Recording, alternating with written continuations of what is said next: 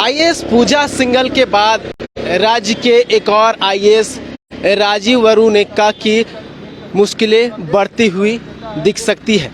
अभी मैं मौजूद हूँ राजधानी रांची के हिनू स्थित ईडी कार्यालय के बाहर, जहां मैं आपको बता दूं कि लगभग 11 बजे राजीव वरुण एक्का, जो राज्य के प्रधान सचिव रह चुके हैं, वो कार्यालय पहुंचे हैं। उन्हें 15 मार्च को ईडी का समन जारी किया गया था, जिसमें उन्होंने विधानसभा सत्र का हवाला देते हुए वो ईडी को ये बताया था कि वो इस सत्र में के कारण जो है ईडी कार्यालय नहीं पहुंच सकते हैं। उन्होंने समय मांगा था, उसके बाद उन्हें दूसरा समन जारी किया गया था और उसी समन के तहत आज यानी कि 27 मार्च दिन सोमवार को राजीव वरुण एक्का ठीक 11 बजे ईडी कार्यालय पहुंचे हैं। इससे पहले आपको बता दूं कि भाजपा के जो विधायक दल के नेता हैं बाबूलाल मरांडी, उन्होंने प्रेस कॉन्फ्रेंस कर विशाल चौधरी के कार्यालय से संबंधित एक वीडियो जारी किया था, और जिस वीडियो में राजीव वरुण एक्का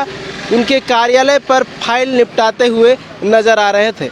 आरोप ये लगाया गया था जो वो फाइल निपटा रहे थे वो फाइल सरकारी थी, जो कि नियम विरुद्ध है, और इसी को लेकर उन्होंने कार्रवाई की मांग की थी। हालांकि उसके बाद राजीव वरुण एक्का का भी बयान आया था। उन्होंने कहा था कि वो जो फाइलें निपटा रही थी वो सरकारी फाइलें नहीं थी। उन्हें पता है कि सरकारी फाइलें जो है सरकारी कार्यालय या फिर आवासीय कार्यालय में ही निपटाई जा सकती है, लिहाजा ये हवाला दिया गया था।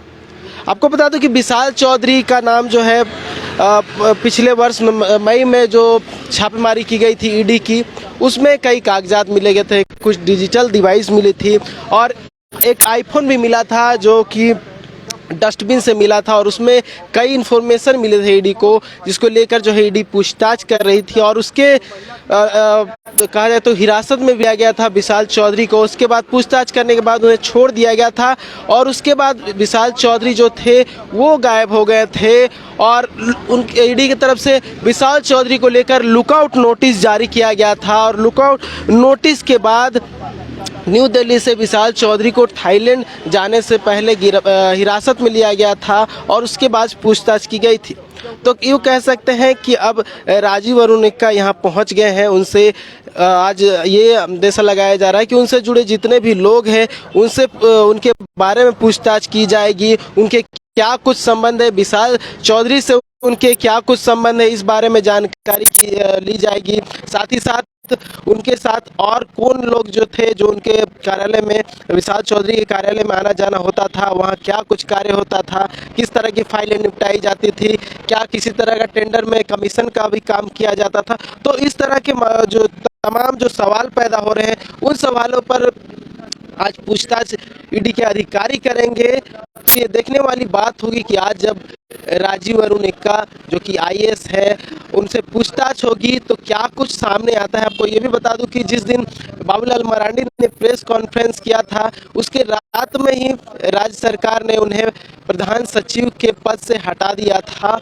और कहीं ना कहीं ये माना जा रहा था कि संलिप्तता है राजीव वरुण एक्का की, और कई आरोप लगाए गए थे। उसके बाद बीजेपी का एक डेलीगेट भी इसी ईडी कार्यालय में पहुंचा था और यहाँ कर राजीव वरुण एक्का की शिकायत की थी और कार्रवाई की मांग की थी।